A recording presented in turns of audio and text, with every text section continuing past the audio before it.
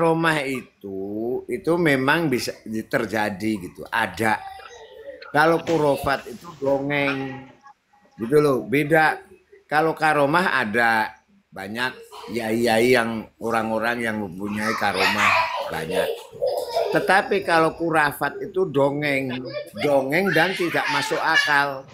Dongeng itu kan ada yang masuk akal, tapi kalau kurafat itu sudah dongeng yang tidak masuk akal.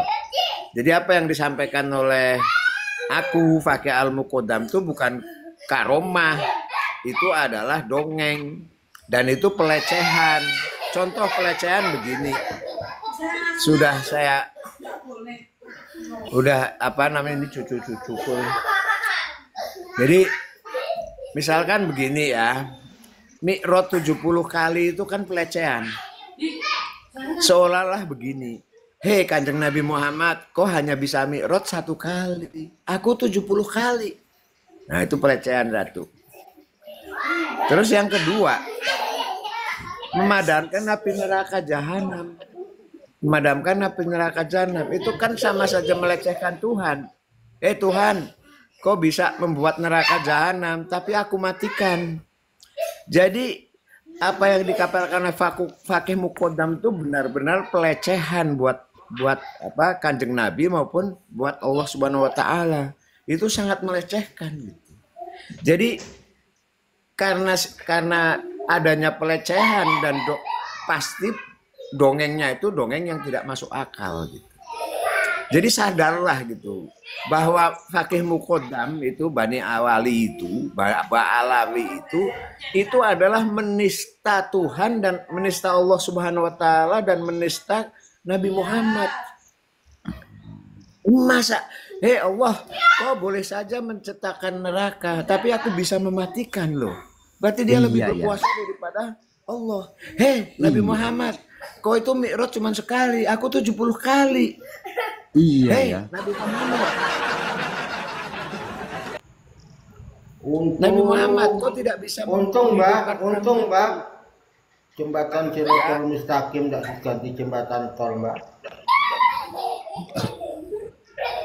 Izin saya jawab. Mbak, saya tanya bukan jawab, Mbak. Saya tanya. Terus kalau Syekh Abdul Qadir Al-Jilani itu menghidupkan orang yang sudah meninggal itu dongeng atau khurafat atau karomahnya Syekh Abdul Qadir Jailani? Masa karomah bisa matiin api neraka? Logisnya di mana sih? Saya tanya itu, jawab dulu. Siapa yang cerita itu Kang Reo? Jadi kamu Reo, kamu jangan mengada-ada, nggak ada cerita seperti itu. Jadi enggak, maksudnya ini pertanyaan dari saya ini Al-Fakih jangan bohong. Ini yang cerita siapa ini? Kalau melihat debunya kudanya Syekh Abdul Qadir Al-Jailani itu yang sedang lewat, kalau melihat itu bisa masuk surga gitu. Itu yang cerita siapa itu, Reo? Siapa yang cerita itu? Itu yang cerita dulu kiai saya. Oh, kiaimu siapa kiaimu?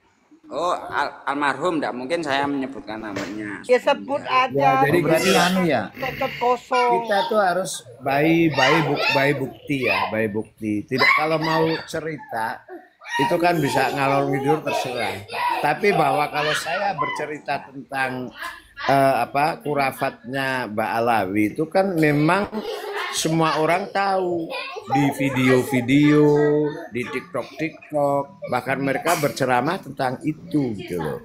Tapi saya belum pernah mendengar ada cerita dari kiai atau Gus menceritakan tentang hal tersebut. Gitu loh. Jadi kita tidak usah ke sana kemari, kita tuh dalam situasi dan kondisi yang sama, yaitu kondisi media di Indonesia. Bahwa media di Indonesia itu banyak sekali ya video-video yang ada di YouTube, ada di TikTok itu tentang ceramahnya Jindan, tentang ceramahnya Hasan, tentang ceramahnya Bahar dan sebagainya. Dia menceritakan itu. Jadi begitu. Jadi saya tidak pernah mendengar ada kiai menceritakan apa yang diomongin oleh Reok gitu. Jadi sekarang mungkin begini saja, Reok silahkan kan ada menampilkan ada video yang menceritakan hal tersebut. Kalau video-video yang menceritakan tentang kurafatnya para habaib itu ratusan, ribuan. Tapi coba Reok sekarang menunjukkan ada video yang menceritakan hal tersebut.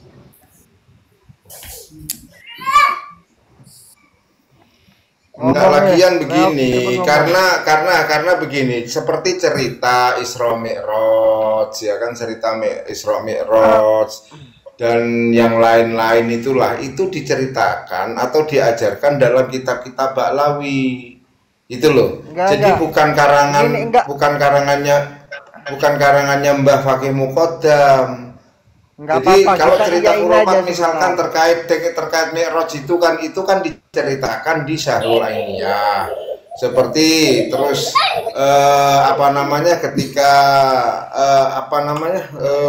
ketika Fakih Muqaddam lahir, Allah menampakkan muka, itu juga diceritakan juga di kitabnya, kan gitu. Nah, itu. Jadi hal-hal yang demikian ya. Cocok Bolowi, wajahnya kayak apa Allah Ta'ala itu? Kan kalau ada menceritakan, memperlihatkan, berarti kan ada wajahnya kayak apa? Lah ya itu kan ada di cerita di kitabnya itu. Jadi ketika Fakih Muqaddam lahir itu Allah menampakkan wajahnya di pada ahli Yaman, itu kan ada itu. Kitabnya lali aku, kitabnya apa ya? Seperti Karomah memegang puting susu, ya kan, Karomah memegang puting susu agar supaya tidak timbul rasa tidak nafsu lah, kurang lebih itu kan, itu diceritakan di kitabnya ada. Wah, setuju aku Wi.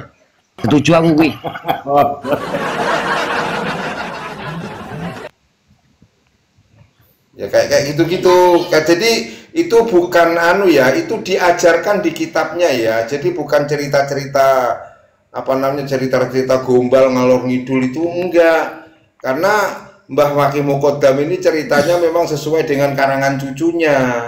Sinten Mbah cucu ini sampean yang ngarang kitabnya, Mbak? Jadi yang ngarang itu namanya Ali Asakron. Ya, Ali Asakron itu membuat kitab. Nah, di dalam kitab itu ada aktornya. Aktornya itu satu adalah Ubaidillah, yang satu adalah aku, Fakih Al-Muqaddam gitu. Jadi dua-duanya itu adalah fiktif. Karena yang namanya Ubaidillah itu tidak ada dalam catatan sejarah. Yang namanya Fakih Muqaddam nggak ada dalam catatan sejarah. Ya, itu hanya aktor gitu loh.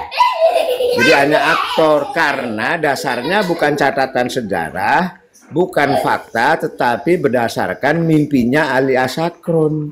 Dan Ali Asakron itu mimpinya dalam keadaan mabuk, karena 7 hari 7 malam itu dia nggak makan, karena Tarim itu kota yang sangat miskin. Nah, memang kalau para mukibin itu tuh memang tidak pakai logika. Coba misalkan dibilang bahwa kota Tarim itu kota yang indah luar biasa, kan nggak ada kota Tarim yang indah luar biasa, sama Bogor aja kalah gitu. Ya kan, bisa dilihat di VT gitu. Jadi begitu, jadi otaknya Reok tuh ya kayak gitu. Sewu, Mbah niki kula nembe buka YouTube niki wonten Kiai Ahmad Halwani juga cerita tentang Syekh Abdul Qadir Al-Jilani, juga para ulama yang ada. Karomah-karomahnya beliau diceritakan. Oke lah, kita akui lah dengan karomah-karomah itu. Tapi adakah seorang makhluk yang bisa memadamkan api neraka? Dan ada sebagian katanya golongan Habib itu Allah saja minta izin sama mereka untuk mengirimkan musibah itu sama mereka. Adakah? Sebenarnya api neraka itu bisa dipadamkan pada diri sendiri, ya kan? Itu bukan nakin merapa darat. Gini, diri sendiri ini ini diri Iya. sendiri. Iya. Ya nggak ada nerakanya, nggak ada nerakanya. Yang neraka itu adalah siksa setelah mati. Itu di akhirat. Kalau Itu. kita neraka takwa. jahanam tuh di akhirat, bukan di sini.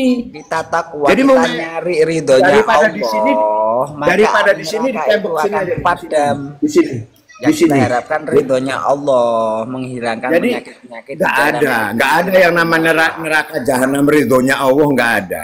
Kamu jangan sembarangan ngomong. Neraka jahanam ya nggak mungkin di hati, nggak mungkin. Nggak apa-apa. Coba aja. Ajaran baru, Potong, ajaran nggak baru. ada hati di sini ada neraka jahanam. Hah? Neraka jahanam nggak ada di jantung saya, nggak ada di dada saya, nggak ada. Yang ada neraka jahanam ya di akhirat. Itulah bukti lagi daripada kesesatan cucu-cucuku yang mengatakan neraka di hati manusia. Nggak ada. Nggak ada.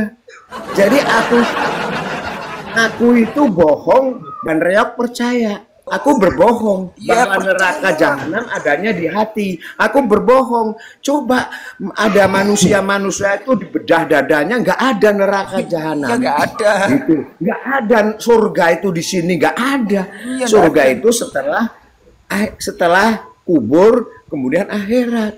Jadi aku tuh berbohong. Kebohonganku tuh tadi ngomong bahwa yang namanya mikrot ke-70 kali itu adalah di dada. Di dada ini sih Kalau jenengan bohong, dan saya percaya kalau jenengan bohong itu loh. Ya pasti bohong. Yang namanya nih anak kecil nih, sama anak saya aja saya nanya gitu loh. Apakah surga ada di dada? Ada nggak surga di dada? Ya saya Ada nggak? berterima Enggak, kasih tuh, sama jenengan kalau ini. diajari bohong Ini. itu. Surga di dada ada nggak?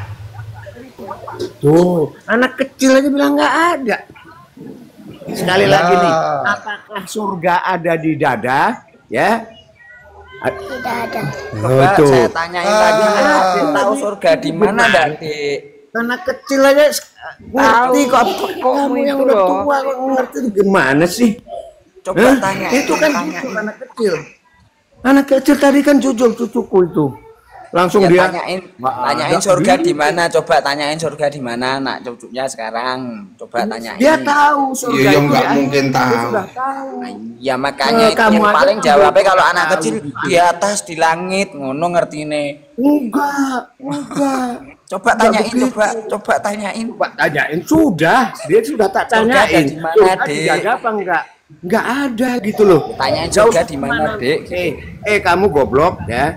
Kan sudah ditanya surga ada di dada katamu gitu. Enggak ada surga di dada. Nggak ada. Masa ada surga di dada gitu. Neraka kok di dada gitu. Kalau bukan orang tolol teman. Kamu tuh nggak pakai logika. Nih, belah nih. Nih. Nggak ada neraka. Nggak panas tuh. Nggak panas gitu. Masa ada neraka? Reok ini nggak percaya sama dukun mau. Panas sih. Kamu tuh bohong banget. Tenang Pak, sudah tua Pak, tenang. Jangan terlalu naik Pak. Bukan tenang, masa ada neraka di dada, surga di dada tuh kamu itu menyesatkan orang gitu loh. Yang bilang surga di Dibuktikan juga nggak bisa.